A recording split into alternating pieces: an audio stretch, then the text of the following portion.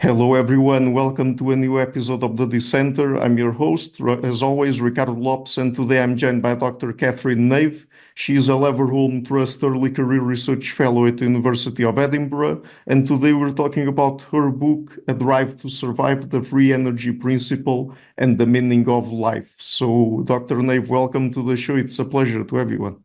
Thank you for having me. It's nice to be here.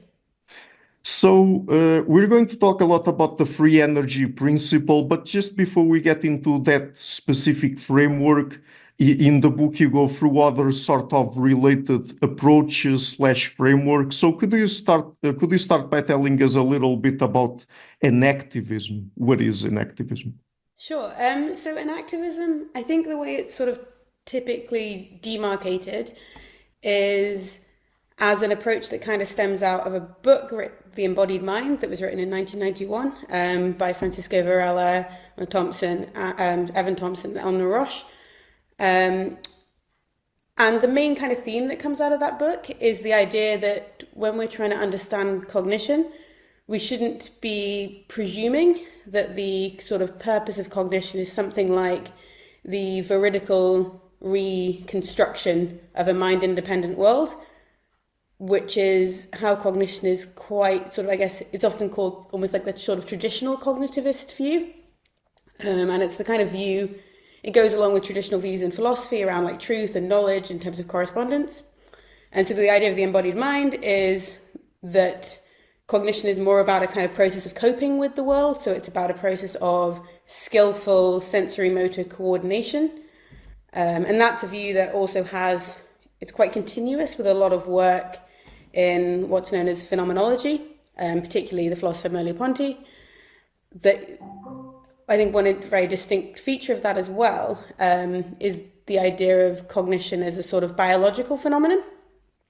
It's something that develops in living systems, and given that it's something that develops in living systems, that should maybe change how we think about it, as opposed to if we think about cognition as, some sort of algorithmic manipulations that a machine or a computer is doing. Right. And I guess one other thing to say about enactivism is I think there's a very broad use of it, where it's just something like cognition is about the control of action.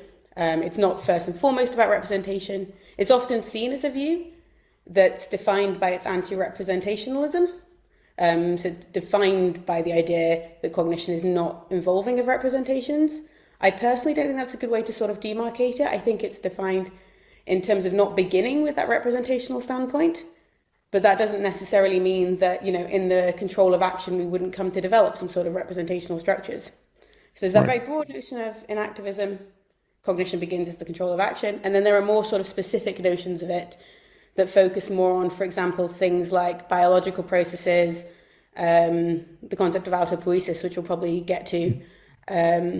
And that makes a lot more specific claims about what action needs to be and how it needs to be embodied. I guess if you think of inaction as focusing on the body, you might have lots of the body and how the body acts. That still is quite open to a variety of different views about what it takes to have a body. Could a robot have a body, or does a body have to be alive, for example? And different kind of approaches within that kind of broader framework of enactivism would Yeah. take different positions on those questions. Right. So at a certain point there, you mentioned the phenomenological tradition in philosophy. Could you tell us a little bit more about how do you look at the relationship between enactivism and phenomenology? I mean, is enactivism sort of a naturalistic continuation of the phenomenological tradition, or what? I think that's how I like to think about it. I mean, people will argue a lot on what the correct way to think about it is, but to me, it is very continuous. It's both historically, the embodied mind was very directly inspired by Merleau-Ponty. So there's a sort of a direct link there. Yeah.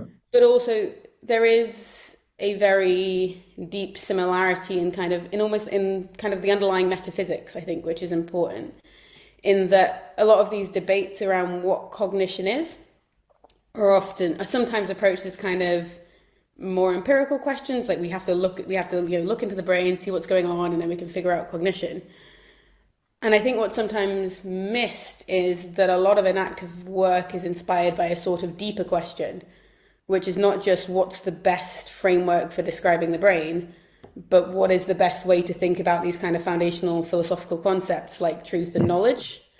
And there's a kind of like very crude way you could divide up the way that those ideas are thought about in the broader kind of philosophical tradition, where the kind of philosophy I learned in school, because I was in a very analytic program, is very kind of focused on things like correspondence. There's an objective world out there. How can we justify knowledge of it? And then you have this sort of gap between the objective world and what's in your mind. How do you overcome that skepticism? And one of the most important ideas of phenomenology for me is this idea that you can have a notion of objectivity and truth and like correctness and incorrectness. So it's not just like it's not a purely subjective view of what we can know. Phenomenology is often, I think, placed in the camp of introspectionism. So I guess the thing to say is the sort of basic method that one might think of as involved in phenomenology is that you take your experience of the world and you like really look at that experience and try and figure out what are the properties of that experience. Sometimes that sounds very subjectivist, you're just like staring at a glass of wine and trying to think, what is it really like to look at this wine? But that's like a horrible caricature. It's a much more kind of rigorous method where it's more like if my experience has these structures. So for example, it's spatial. There is a sense of things being objects that I can interact with. It's temporal. There are these kind of necessary underlying structures in my experience. And what phenomenology is trying to do often is to get at that structural aspect of experience and to get at what features experience has to have be experience at all.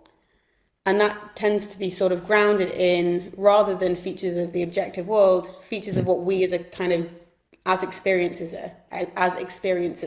as people who experience, as a group.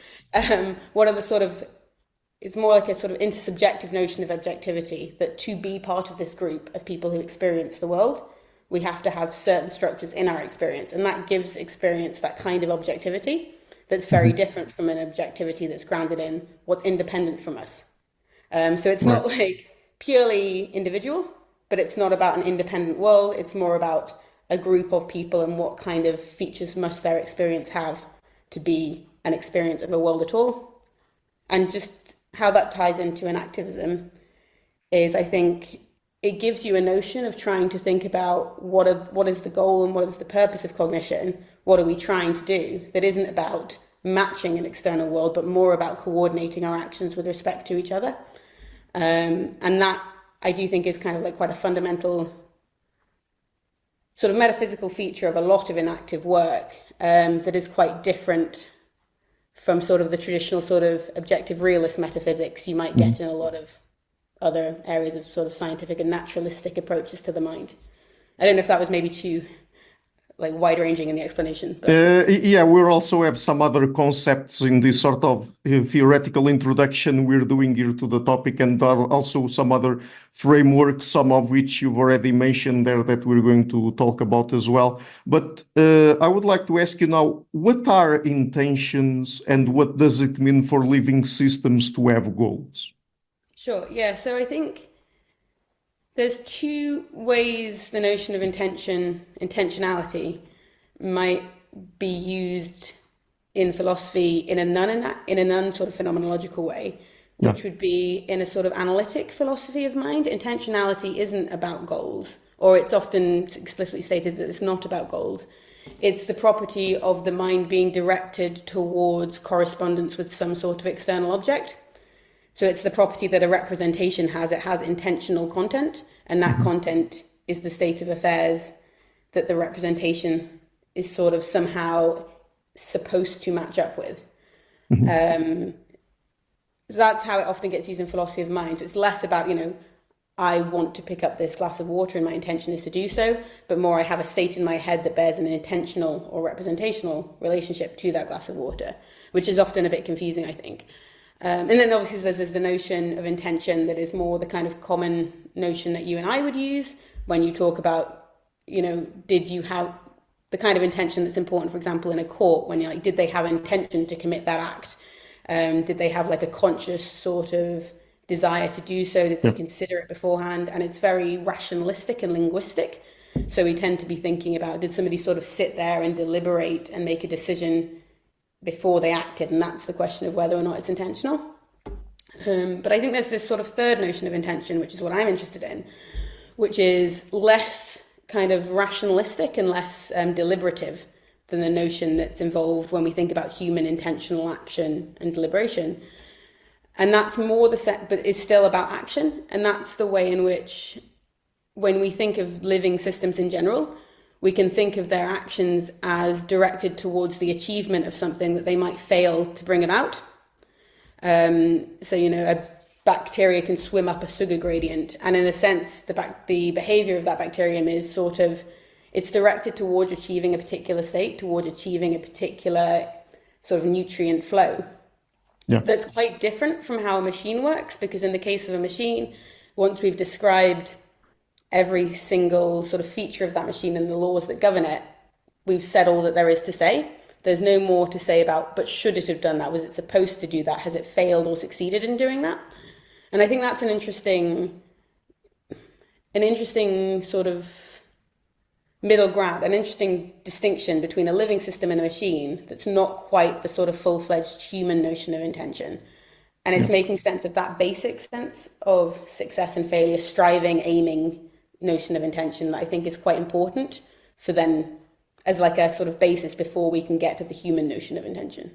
Mm-hmm. Right. So earlier when we were talking about enactivism, you mentioned very briefly autopoiesis. So what is it and how does it come into the picture here? Sure. So autopoiesis, that was developed by Francisco Varela with Humberto Maturana, who are two Chilean biologists. And initially, the kind of core of autopoiesis is the cell.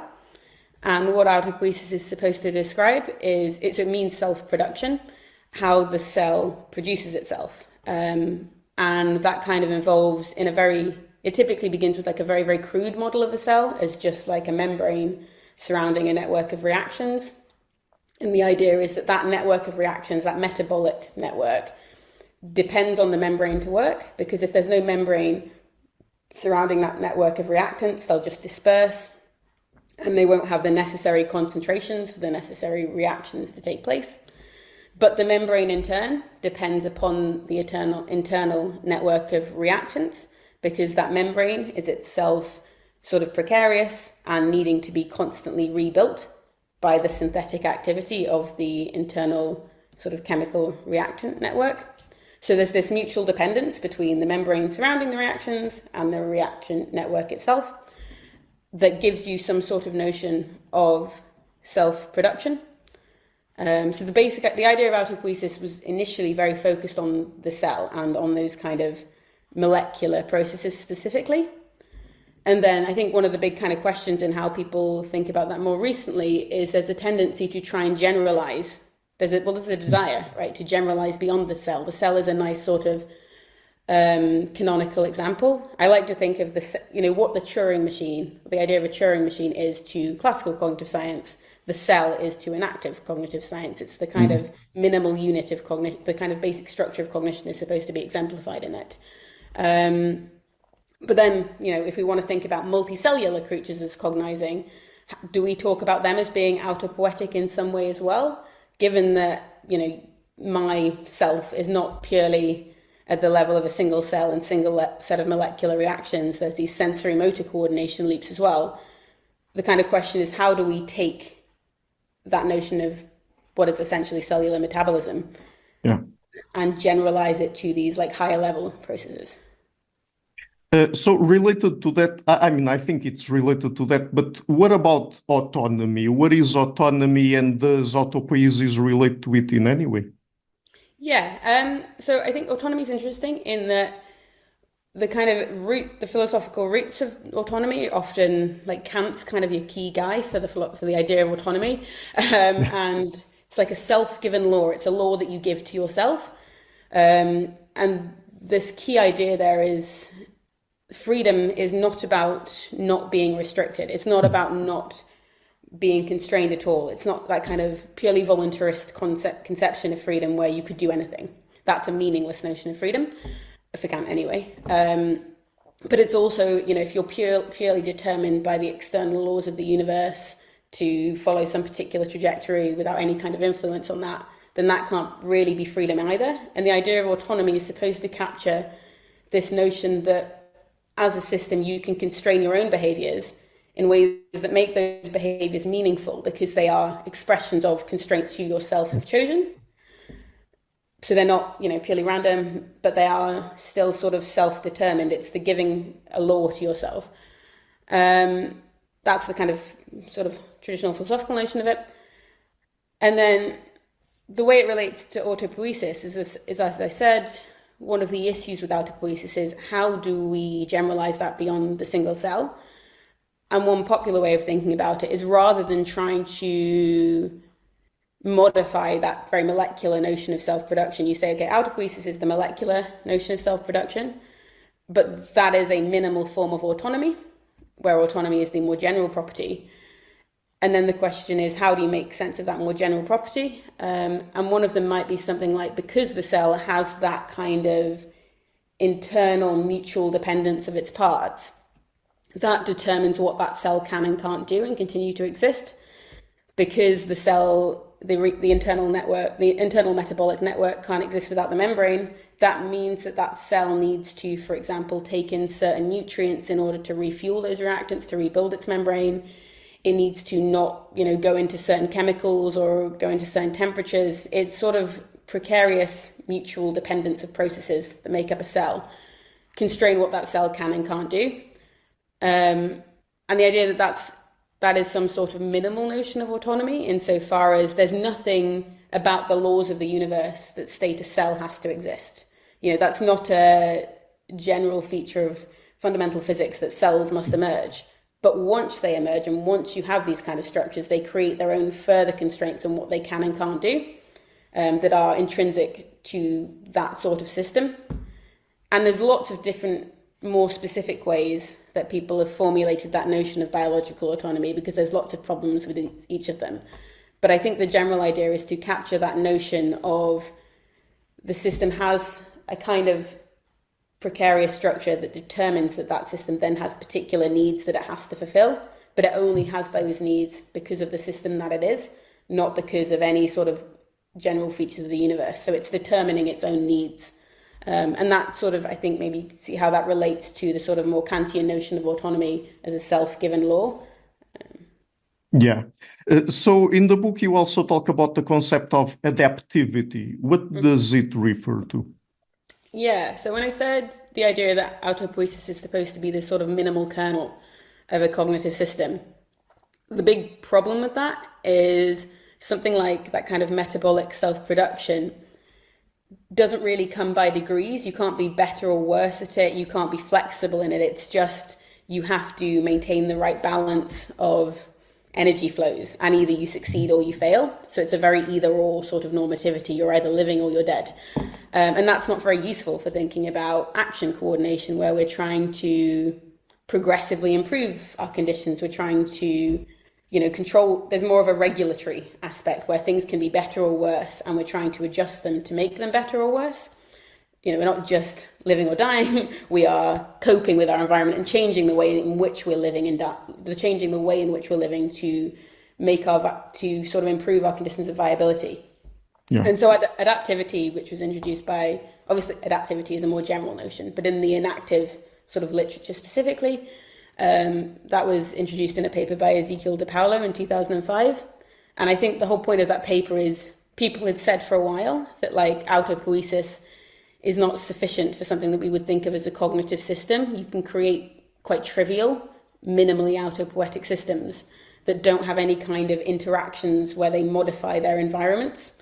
And adaptivity is supposed to capture that there's also this additional element. It's not just that you're a sort of a cycle of processes that keep supporting each other.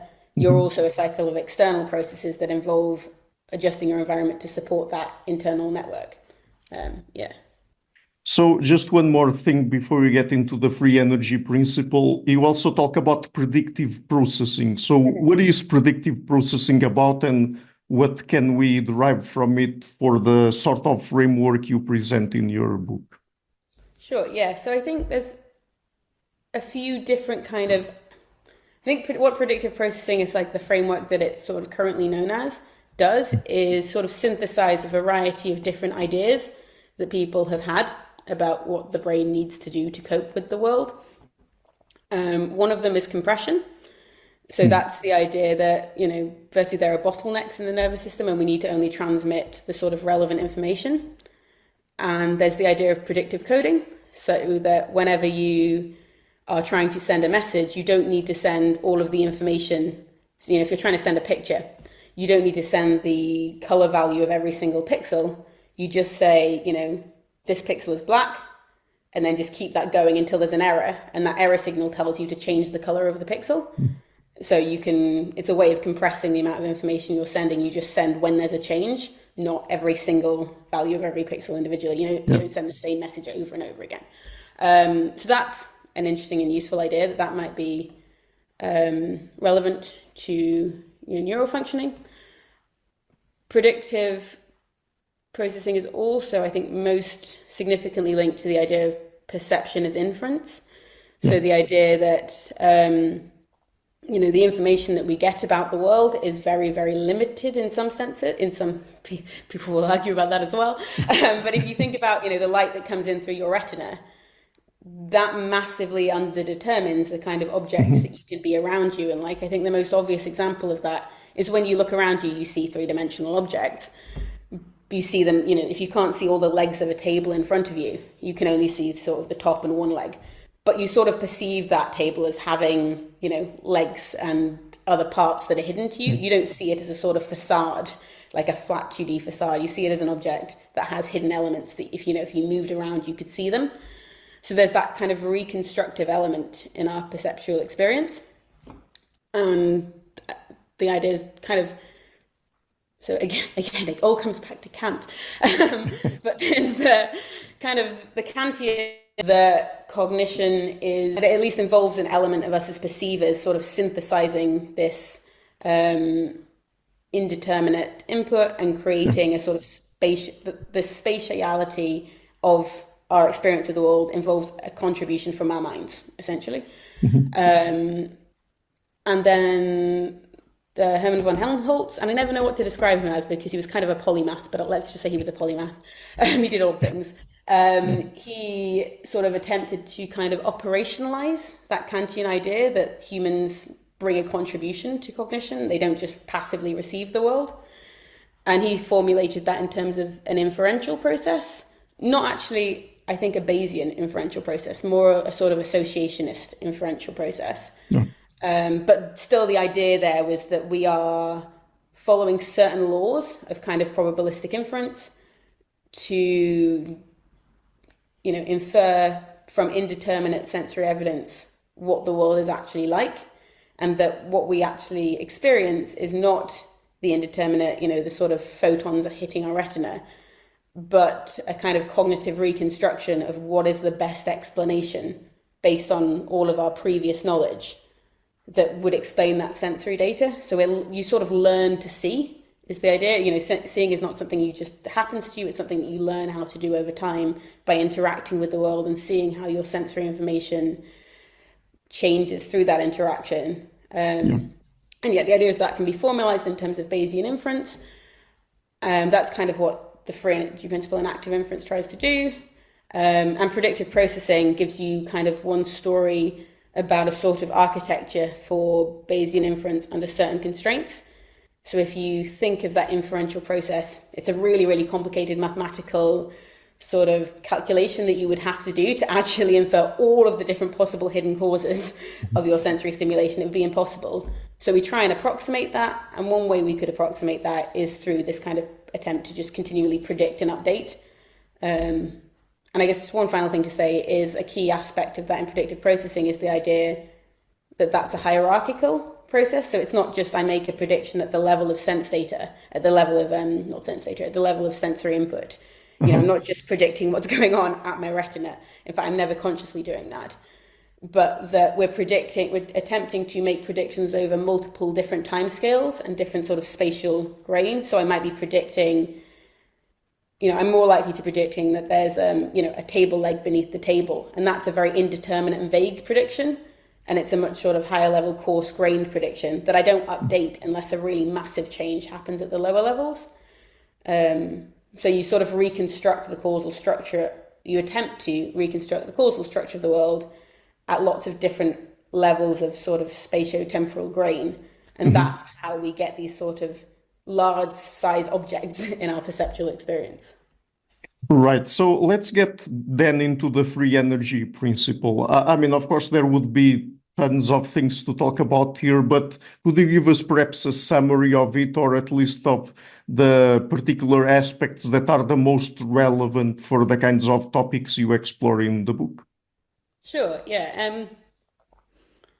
Again, I think with the pre-energy principle, there's kind of two ways into it. One is the way I've just described predictive processing, Yeah. which is we have this sort of underdetermination problem where the evidence that we have is insufficient to let us know about the structure of the world. And so we want to do some sort of inferential process to figure out what are the causes of our inputs. Bayesian inference is like the classic sort of gold standard for how we would do that. Bayesian inference is too hard with all of the different options. We use this approximation technique. And I guess, sorry, I'm actually talking more about active inference here, I've just realized. Okay, no problem. You can go back to, to the beginning Yeah, if you want. sorry. I think it helps to talk about active inference first, though, maybe, Okay. because in that context, all the kind of idea of free energy minimization in that context is it's something that with quite a lot of assumptions can be an approximation of the true prediction error relative to a Bayesian process. So in a properly Bayesian process, you're trying to make your input as likely as possible.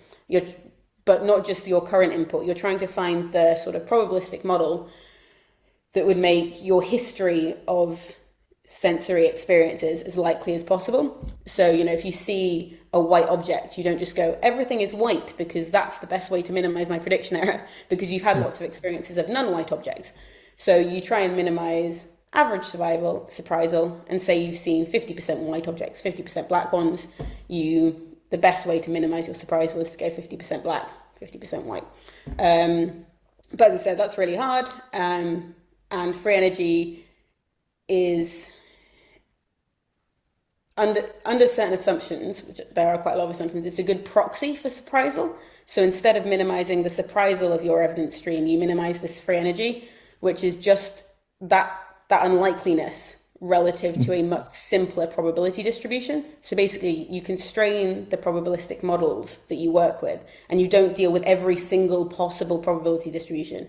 You just deal with a very simple sort of set, and normally it'll be something like a Gaussian distribution or a normal distribution, and you vary that very limited model and try and change that to make your evidence as likely as possible. So you're doing sort of the same thing that you would do in Bayesian inference, just with a much simpler model. Yeah. And the difference between how much that simple model allows you to minimize surprise, and how much a Bayesian model would, is kind of the approximation part of the free energy term. So that's kind of what free energy is in that context. Right. And so there, it's very much tied to this problem of inference, I guess is the main point.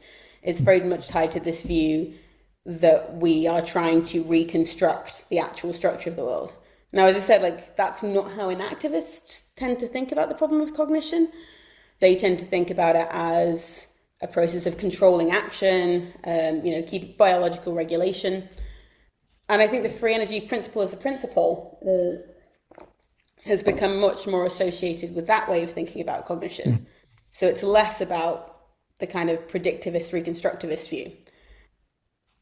Under that view, what free energy is doing is quite different. Mathematically, it's the same, but how you interpret what's going on is it's less, I'm trying to minimize prediction error or surprise in order to reconstruct the world. What I'm actually trying to do is control myself. I'm trying to be homeostatic. I'm trying to regulate my internal temperature and all of those kind of essential variables that need to have a certain value to keep me alive. And in the same way as if you're trying to make predictions around the world, about the world, you're trying to minimize surprisal. Just in the same way, if you're trying to control your internal state, you're also trying to minimize how unlikely you're trying to minimize deviations from a predicted state. And in this kind of more inactive way of thinking, so in the traditional way of thinking, you have an error, and the way to get rid of that error is to update your model, because there's something out there that's correct and you want to match it. So you change what's going on in here to minimize that error. In the more kind of control or inactive or cybernetic way of thinking, whenever there's an error, and if it's about control, the problem is not your internal state. The problem is not your predicted internal state. The problem is that the world isn't matching your prediction. So rather than update your model, you try and act upon the world to make it match your prediction. So if I've always expected to have a body temperature of 37.5 degrees and I get too hot, it doesn't make sense for me to go, oh, now my body temperature is 40 degrees, because eventually you'll just die. It makes sense for you to try and cool yourself down. But what's interesting is, even though you're conceiving the problem differently, you're thinking about it in terms of control rather than reconstruction. What you're actually doing is minimizing the same thing. You're minimizing unlikeliness relative to your model. You're just doing it by changing the causes of your sensory input rather than by changing your model. And so the free energy principle kind of says we can think about life as regulation. Every living system is a system that is homeostatic, that has to control, or allostatic, that has to regulate its internal states to stay alive. And if it's true, which I don't think it is, which we'll get to. But if that is true, if the basic principle of living systems is regulation and control, then insofar as minimizing of errors and surprises allows you to describe that, then it allows you to describe everything a living system has to do. And that's kind of the claim of the free energy principle. Right.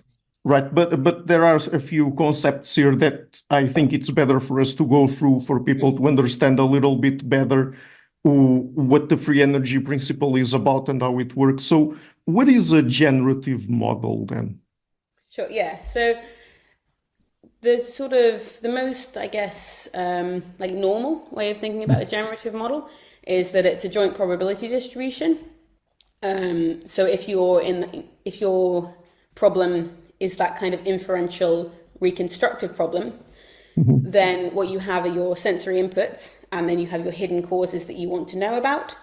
And the generative model is a model of the joint likelihood of all of those different possible inputs and hidden causes. And once you have that kind of model, and if you are thinking of this in these very reconstructivist terms, that's a model that you literally encode somewhere in your brain. And that's what allows you to make prediction. That's what allows you to do the Bayesian inferential process and go, given this particular observation, this particular hidden external cause is the most likely one. So that's, I think, the sort of traditional way of thinking about a generative model. That's the way you think about it in sort of machine learning. It's just the way of allowing you, it's a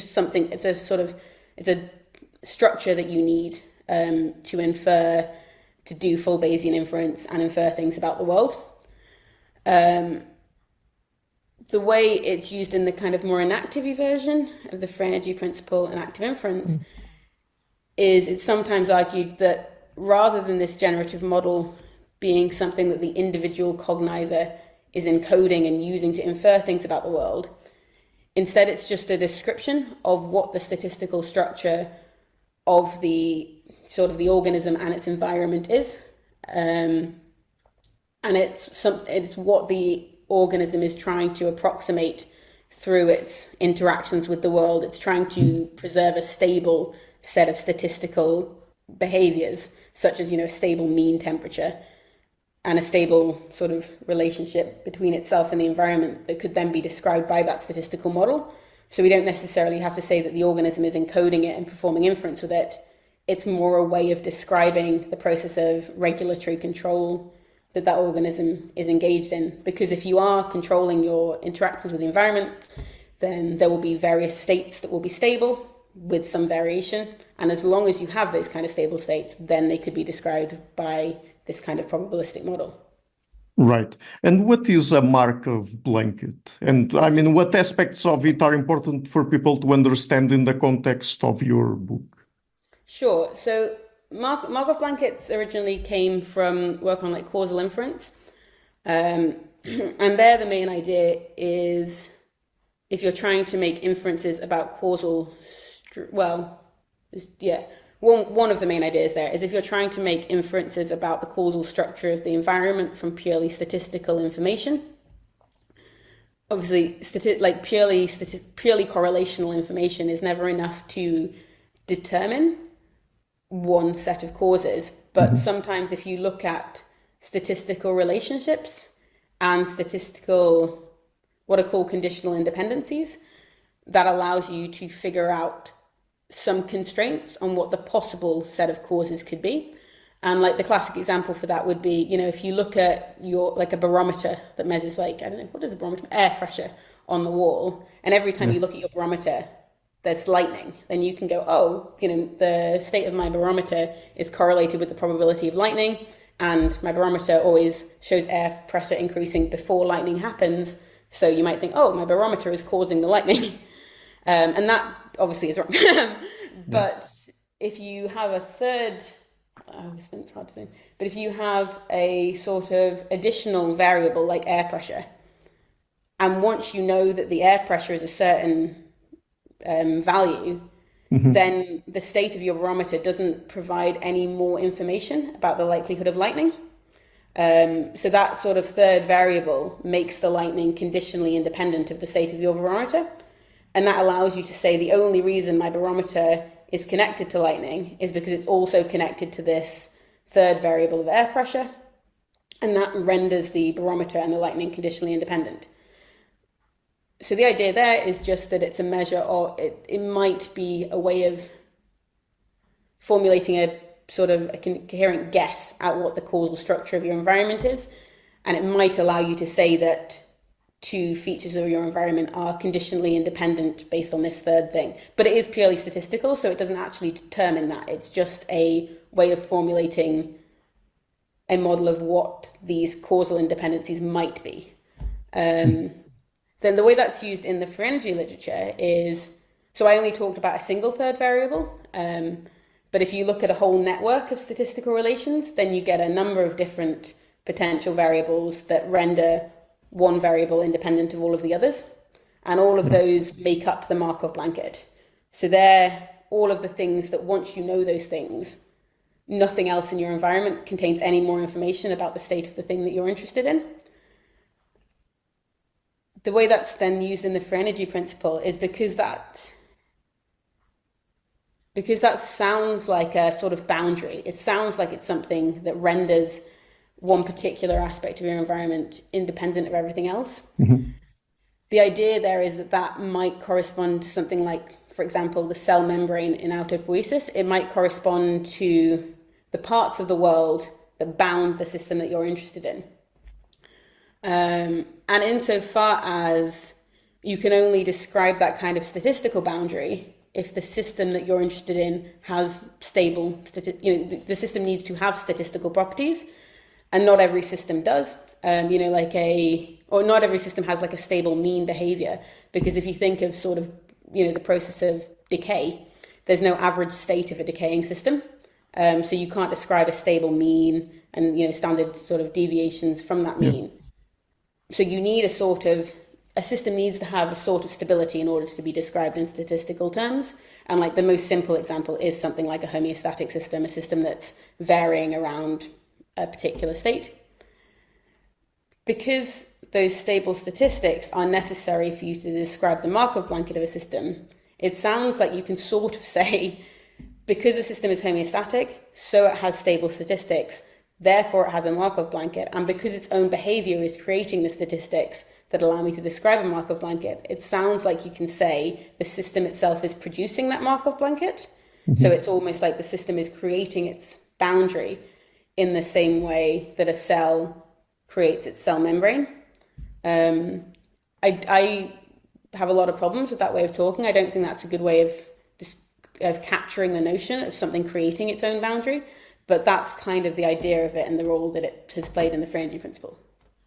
So what is a living agent then? Okay. I think, there's going to be so many different answers to that question. One thing that has traditionally been focused on, obviously, in philosophy of biology has always been reproduction.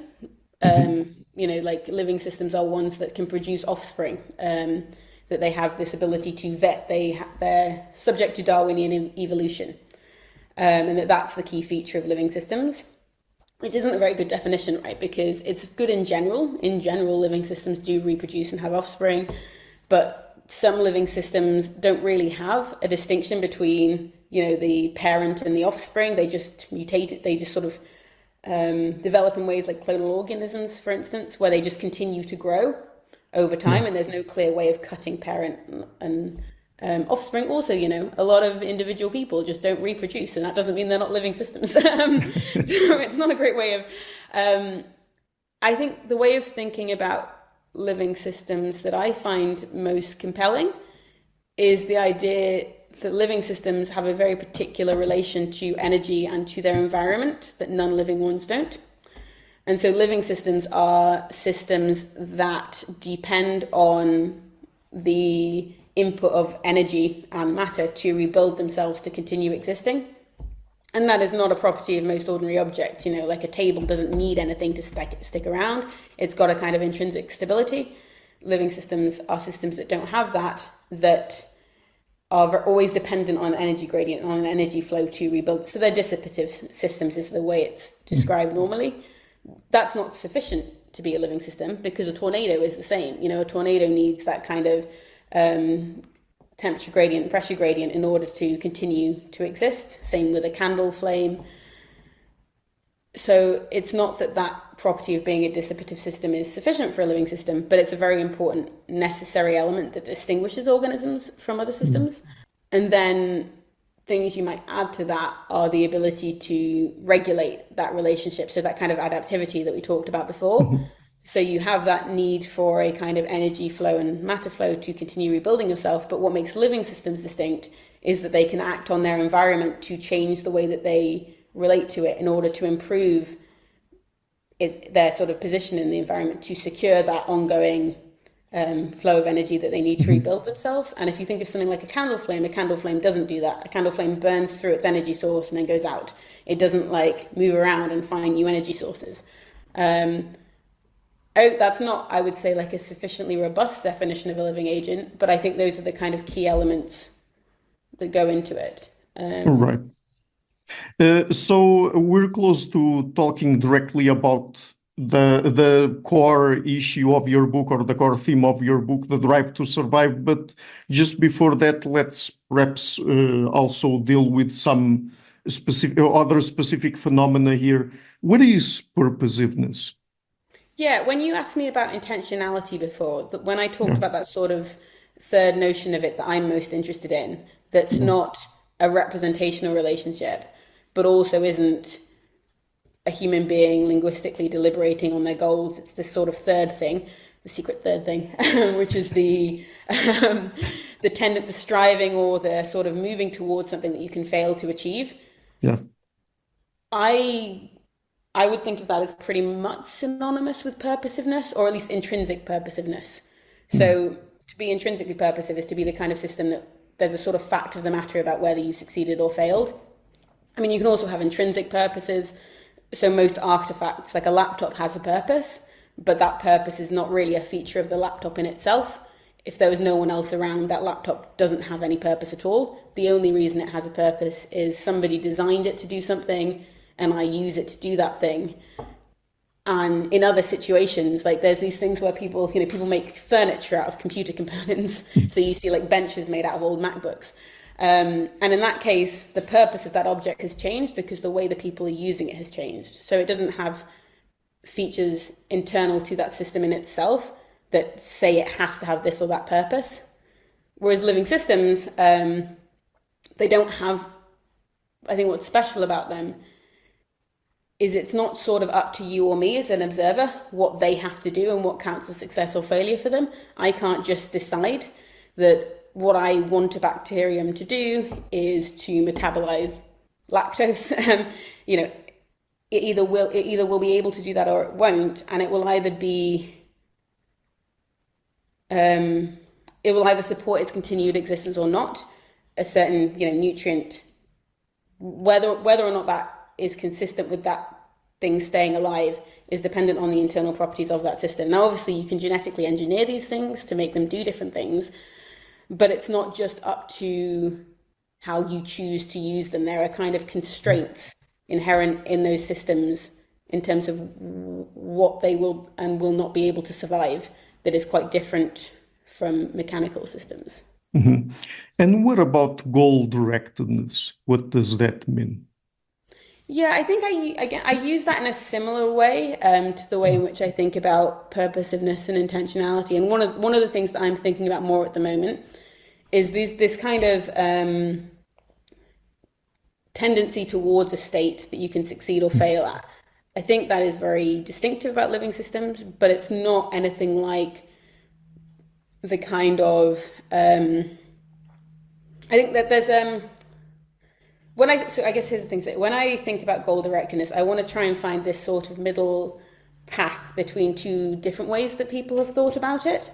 So there's the way that is more common in, I guess probably in sort of, for example, metaethics, when people think about human action, which is that having goals involves explicit processes of reasoning and sensitivity to changes, the ability to change your goals. If you could make an argument to me that I should change my goal and then I might go after a different thing than I would have otherwise. So like sensitivity to reasons. And that's a very heavyweight notion of goal directedness that is also quite difficult to give a really satisfying, properly naturalistic explanation of, because it's grounded in things like the meaning of language. Mm-hmm. And once you try, so if you're explaining goal directedness in terms of the directedness of words, the way in which words have meaning, you're kind of pushing the problem into language. And then there's the other notion of goal directedness, which is the way in which I think it's more thought about in the free energy principle, which is a very cybernetic notion of goal directedness, where you can identify a system as having goals if it's a system that, when it's disrupted from a state, regularly returns to it. So any system that controls variations to reliably return to a particular state is going to be goal directed in this very, very minimal and very trivial sense. One problem with that is that it is very trivial. It involves saying that, a pendulum can have a goal as much as anything else. And the standard move there is to say that's fine. We just use goal in this very minimal notion. But it only makes sense to talk in terms of goal directedness and purposiveness when we have these really complicated systems that we can't explain in normal terms. So the reason we don't talk of a pendulum as being goal directed is because we can explain it entirely in terms of certain laws of motion, coefficients of friction. And when you have those sort of functions and equations and variables, that's all you need to predict the behavior of the pendulum. The reason we talk about goals and purposes on this account for certain systems is not because there's a fundamental difference between the pendulum returning to stability and me eating breakfast every day. It's just that because I'm so complicated, we can't tell that nice little deterministic story that we can tell for a pendulum. So we use the languages of goal directedness instead.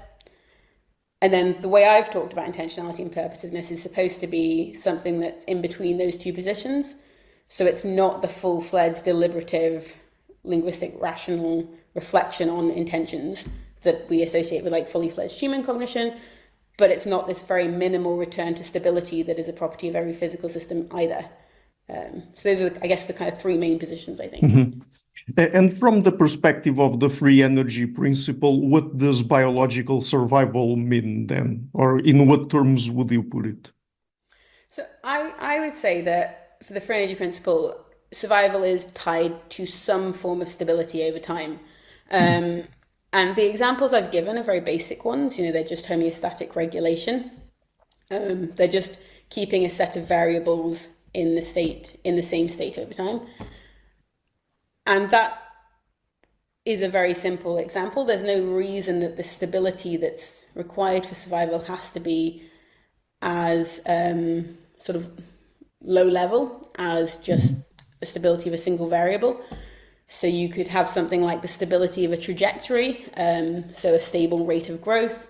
You could have something like the stability of higher order relations. So it's not that I always have to be at the same, it's not that the internal pressure of a cell has to always be at the same state, but that it has to be at the same state relative to the external rest of its environment. So you can describe quite very complicated behaviors in terms of some form of stability. You just have to identify a description of what is invariant throughout that behavior. And that's it's a very physicist way of thinking, I think, because the thing that you do as a physicist is you try and identify the sort of mathematical invariants that are preserved through all of the different ways a system behaves. And then you capture those in a sort of nice equation that can generate all of those weird varieties of behavior that to a sort of simpler mind look as if they're massive transformations and completely unrelated. You capture the sort of underlying symmetries or invariants that all of that kind of variability preserves. And I think the goal of the free energy principle is to say that for all living systems, there will be something like that. There will be some sort of kind of master equation that will track that system over time that can be seen to underlie all of its behaviors. And I think that's kind of that way of thinking. I said it's very much a physicist way of thinking. It's the way you want to try and model the world if you have these mathematical tools.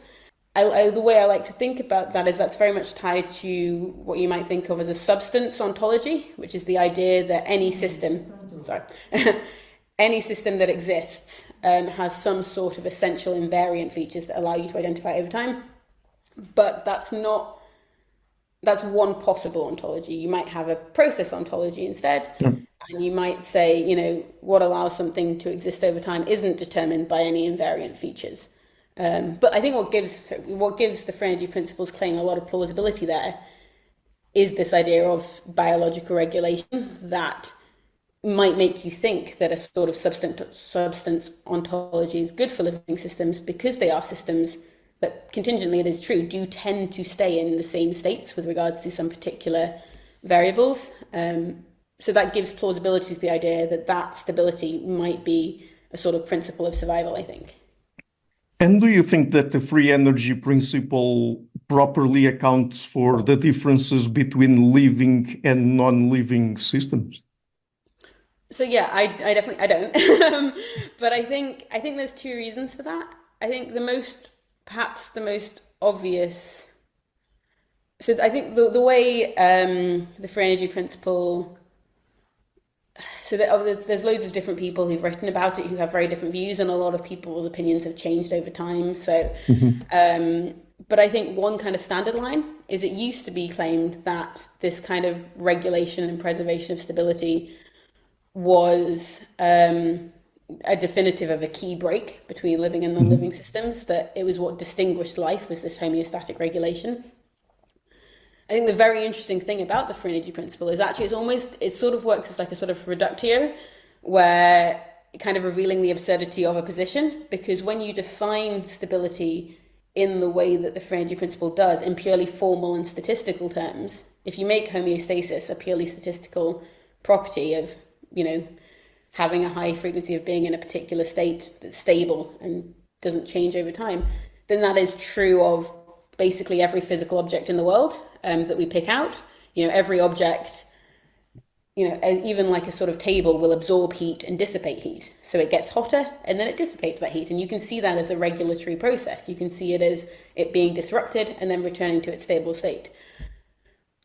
So if that was all there was to being alive, there wouldn't be a fundamental difference in kind between life and non-life. And I think that is generally how people now have moved towards interpreting the free energy principle. It's less a specific principle of living systems, more this kind of theory of everything. And the difference between life and non-life would have to be cashed out in terms of something like, the complexity of those regulatory processes. It's just it's a more continuous scale. And where we choose to divide, this is living, this is not living, is more a matter of choice on that scale, which would also mean that the distinction between a very complicated regulatory machine and an organism would be much less significant because they're both complicated regulators. But in the book, at a certain point, you talk about, I'm going to mention two aspects here. I'm not sure if there are more, but two aspects of the organismic manner of existence that you think the free energy principle doesn't properly account for. The first one is a potential for unpredictable and ongoing developmental changes, and the second one, a precarious dependence on continual material turnover. Could you explain that? Yeah, no, those are exactly the two key points. Yeah. So the first one comes back to when I was talking about the idea that you can have a substance ontology or you could have a process ontology. If you think in terms of a substance ontology, the only way in which it would be possible for us to say anything exists over time is if we can identify some invariant features that are preserved. And importantly, I think you have to be able to do that in advance. So it might be the case that looking backwards, what I'll say is it's sort of trivially true that for any process, you should almost always, once you know every sort of state that process has entered, you can retroactively look at that and discover construct something that is invariant throughout that process. You can retroactively construct invariant features of the process. For us to say that a particular system actually necessarily has to preserve some sort of set of stable features, that's a stronger claim. We want to be able to say that we can look at the system and know in advance that whatever changes that system undergoes, if it's to remain alive as the system that it is, these things will have to stay fixed. And we might think of, your classic essential variables, your sort of body temperature or your sort of balance of chemicals within a cell. Then it has to maintain this sort of level of chemical balance, otherwise it will cease to exist. Mm-hmm. I think what's so fascinating about living systems is that seems to be, I think, impossible because of the fact that living systems even can change in ways that we don't state at the beginning. And I think what's important here is often when people are objecting to the free energy principle in this regard, they point to human behaviors.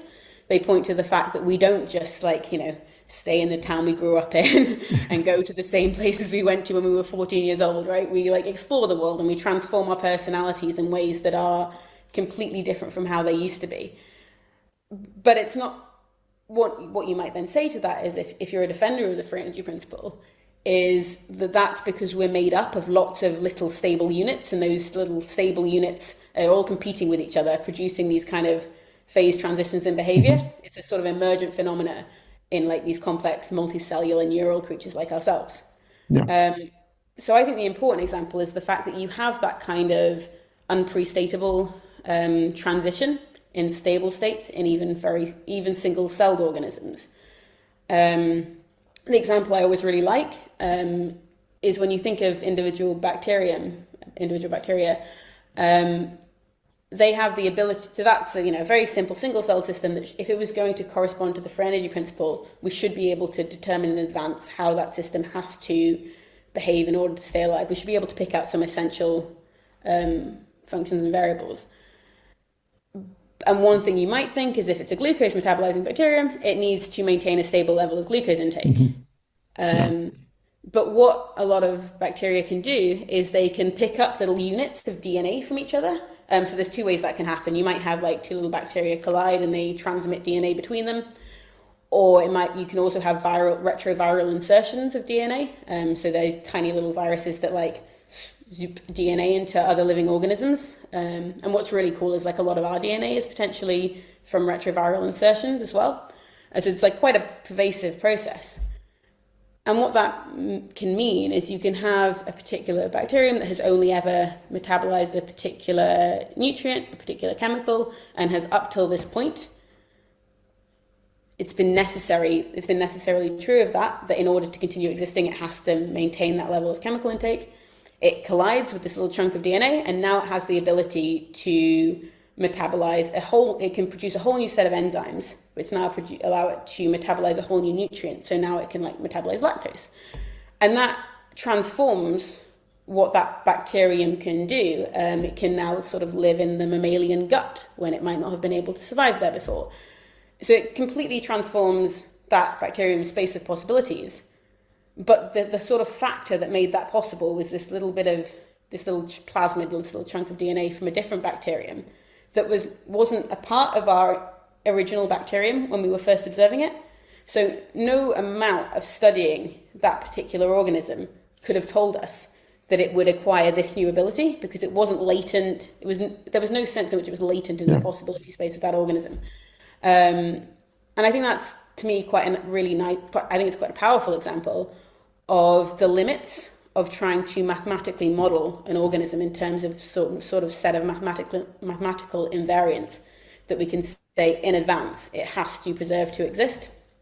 And it pushes you more towards this kind of processual ontology, where you have to think about clearly we can identify, as sort of naive perceivers, we're able to look at that organism, and even though its behavior is transformed radically, we can still say it's the same organism, just as, my parents still know I'm their daughter, even though I'm very different from how I used to be. And I think it's interesting to think, how do we do that then? How do we pick out these organisms, these living systems over time through this radical change? And to me, that brings us back to what autopoiesis was really about, which was it's about this relation of dependence of productive relationships, where what makes me the same person that I was when I was much younger isn't any invariant features that I'd preserved. It's the fact that the person I am now is a direct product of the behaviors and activity of that younger person. So you trace that dependence of productive relationships over time. But to know that we're the same, you actually have to be able to follow that. You can't just take two distinct time slices and not look at that in-between part and judge whether or not we're the same or not. I mean, contingently you probably can, because I haven't changed that much. But in the case of something like a single-celled organism, you might not be able to do that. The only way to know, its whole genetic configuration might have changed, and the only way to know it's the same organism is through following it over time. Mm-hmm. But then what sort of implications does the instability of living systems have for how we understand them as autonomous agents, and in what ways does that connect to their goal of continued survival? Yeah, so I think the thing I maybe didn't talk about as much from your last question relates to this as well, which is that dependence on continual material turnover. Yeah. So that other feature, that instability comes from the fact that a living system is not at a sort of rest state like a table. Mm-hmm. The reason your sort of table stays solid is because all of its atoms are in kind of like an energy, well, they're in their lowest energy configuration. And this is the kind of most stable way for them to all be kind of organized given the situation that they're in. And so that doesn't mean, you can't destroy a table. An external force could come along and pull the table apart. Over time, really all these sorts of wear and tear forces will eventually grind it down. But the table in itself doesn't churn through the stuff it's made up of, and it doesn't need any inputs in order to keep existing. That's very different from a living system where all of the parts that make it up are kind of degrading and turning over. Like there are some organisms that can turn over their entire cell membrane in just a few minutes. So they completely degrade the membrane and replace it with entirely new parts over and over again on like a sort of minute timescale. And that's very different from physical systems. That's not something the free energy principle itself, for example, actually describes. But what that means, I think what's important about that is that means that the way a living system relates to its environment is not just as a source of external disruptions and threats and things that can destroy it. The environment is something the living system sort of has to reach out to. It doesn't just respond, it's not like it sits there passively and then the environment does something and it has to react. It has to continually move out into its environment to get the things that it needs. And the very sort of, I think, kind of crude way of making that distinction is if you have something like a pendulum, it will continually respond to you disrupting it, but if you put it in a vacuum and don't do anything to it, it'll just sit there forever and it won't move.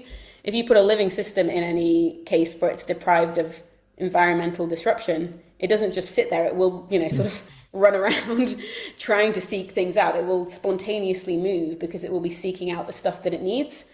And I think this kind of distinction, it came up back when, I think this difference between a feedback mechanism and a living system is super important.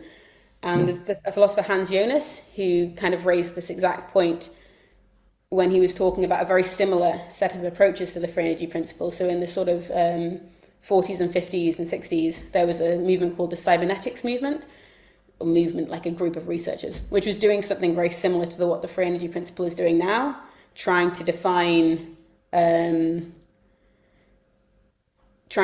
agency and goal-directedness in terms of feedback control. And so Hans Jonas was kind of making exactly the same point that I want to make in response to the free energy principle, that unlike a feedback control mechanism, living systems, they have needs, they have to reach out to the world to continue to exist. And that's just a very different relationship that I think starts to move you towards something where you are intrinsically purposive, you're intrinsically goal-directed because you have that internal need that is not something that a person as an observer has come along and ascribed to you and interpreted you in those terms. That's a feature of your physical makeup, that you have to sort of reach out to the world to get your nutrients in this way.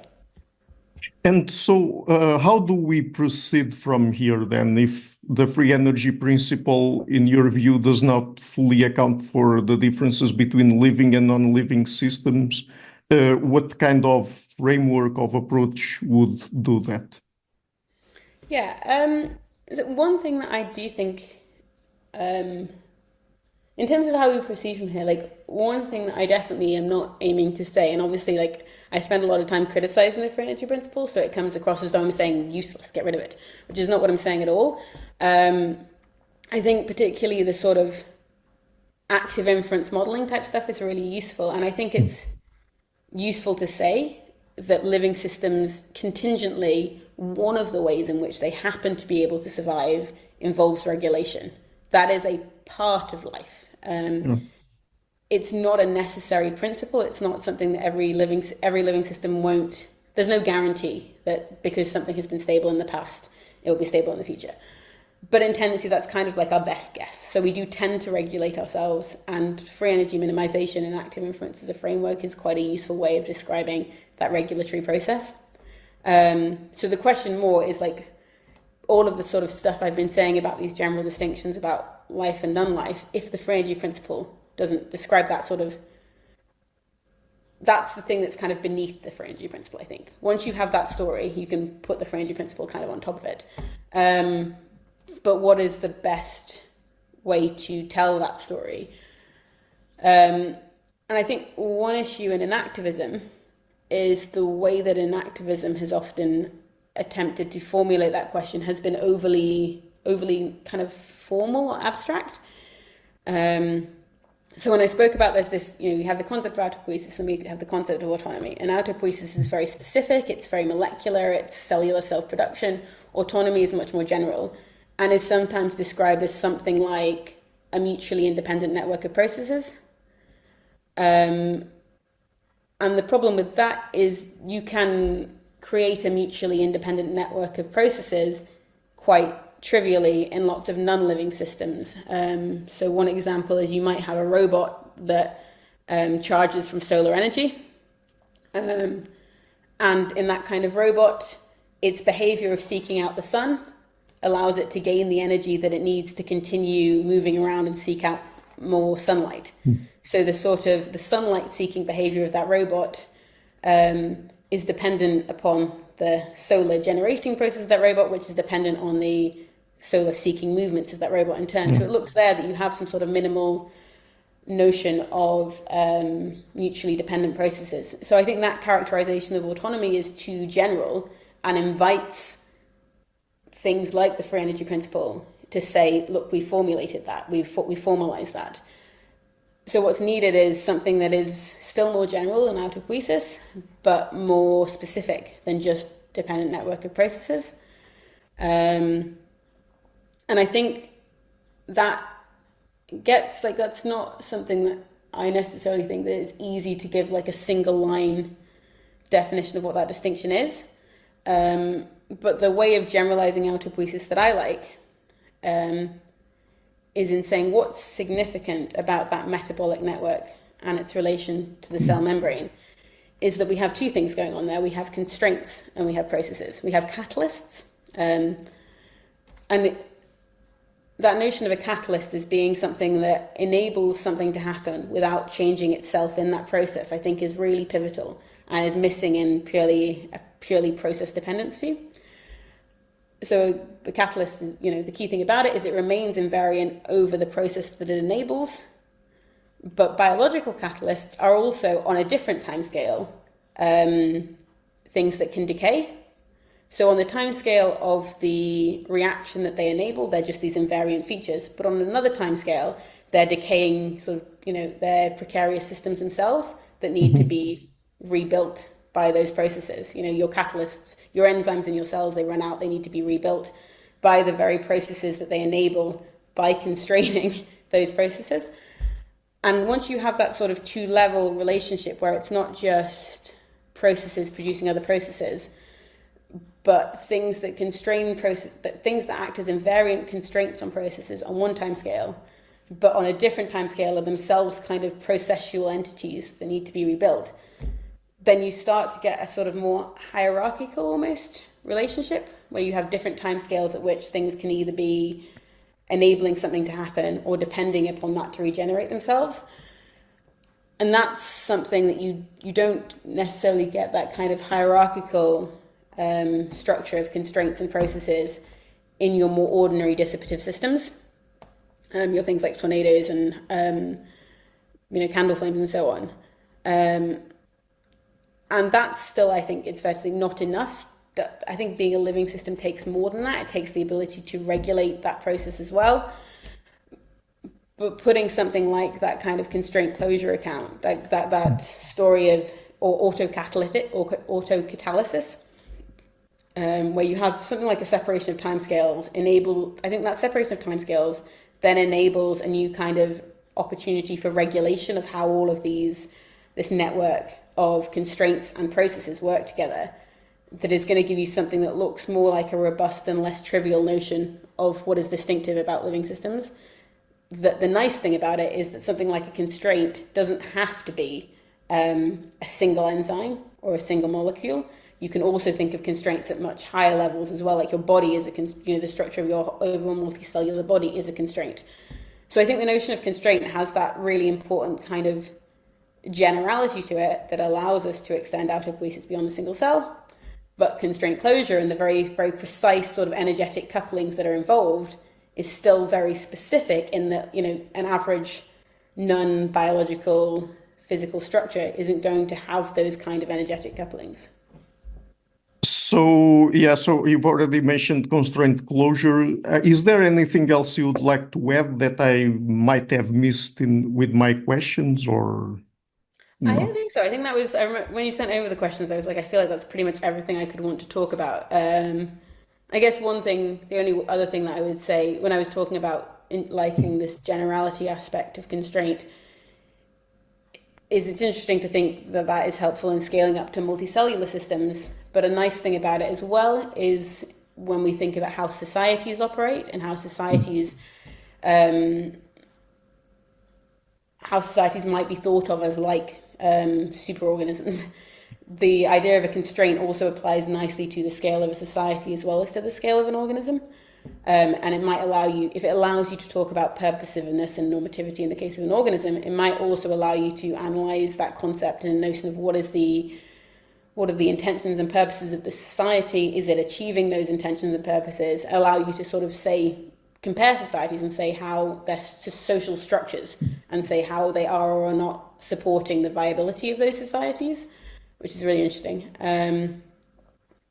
And yeah, I think that's the sort of direction I'm interested in looking at the moment as well. So, I mean, we could scale these up and apply it to understanding perhaps social phenomena and things like human culture. Yeah, I mean, whether or not we'd be able to really understand it, I'm not sure, because I think Okay. that's the problem with the science. It's so complicated. But at least knowing that there's some set of shared principles between a living system and a social system, I think is really interesting. It's kind of like quite a big Hegelian idea that I'm quite interested in at the moment, that the way we make sense of normativity in living systems and societies is very importantly similar. Um, Great. So let's end on that note then. And the book is again A Drive to Survive, the Free Energy Principle and the Meaning of Life. I'm leaving a link to it in the description of the interview. And just before we go, would you like to mention any places on the internet where people can find you and your work? Sure, yeah, I don't have a website really. I probably should. I might get one set up in time for this.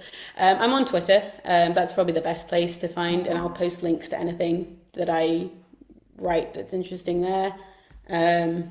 That's probably like the main place you'll find me online. Yeah. Great. So, Dr. Nave, thank you so much for coming on the show. This has been a very fascinating conversation. So, thank you. Yeah, thanks so much for all the questions. It's been great. Hi guys, thank you for watching this interview until the end. If you liked it, please share it, leave a like and hit the subscription button. This show is brought to you by Enlights, Learning and Development Done Differently. Check their website at enlights.com, and also please consider supporting the show on Patreon or PayPal.